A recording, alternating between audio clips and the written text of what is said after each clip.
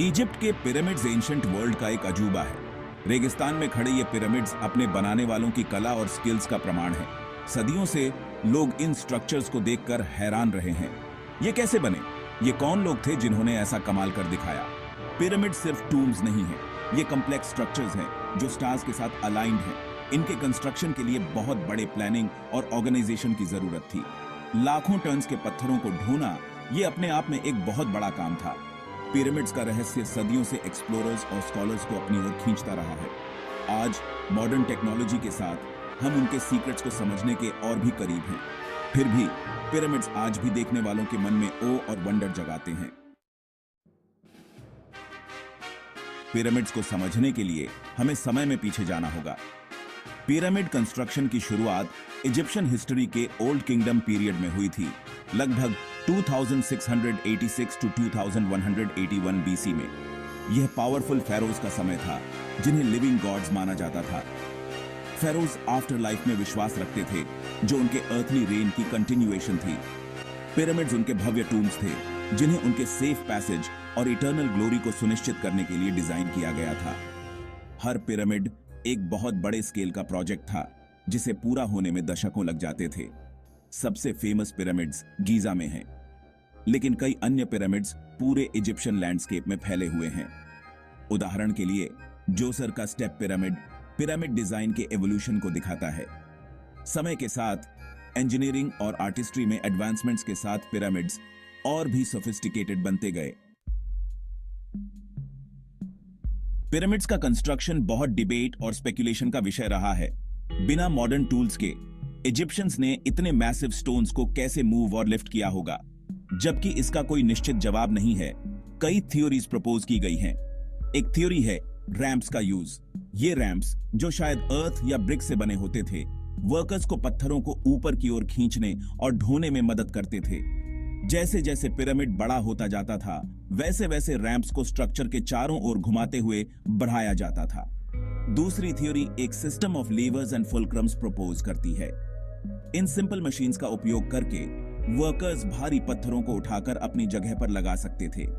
यह संभव है कि हर पिरामिड की स्पेसिफिक चैलेंजेस के हिसाब से टेक्निक्स को अडेप्ट करते हुए उनका कॉम्बिनेशन यूज किया जाता था।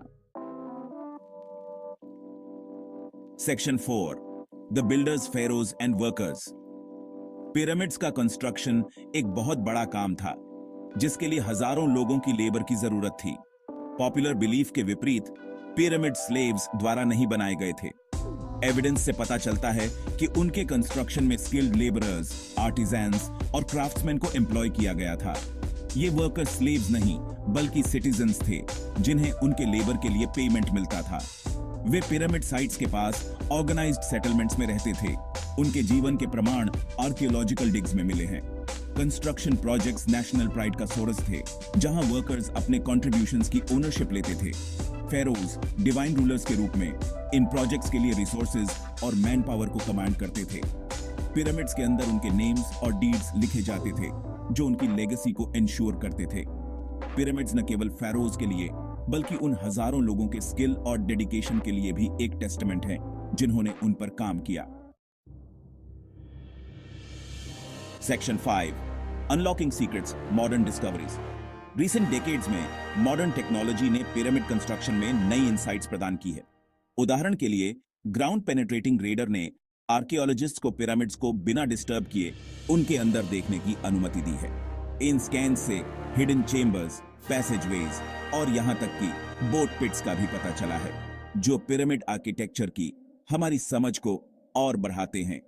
स्टोन्स के एनालिसिस से उनके क्वारिंग और ट्रांसपोर्टेशन के बारे में क्लूज मिले हैं। इसके अलावा एंशिएंट पेपीरी की खोज, जैसे कि डायरी ऑफ मिरर, ने पिरामिड कंस्ट्रक्शन के फर्स्ट हैंड अकाउंट्स प्रदान किए हैं।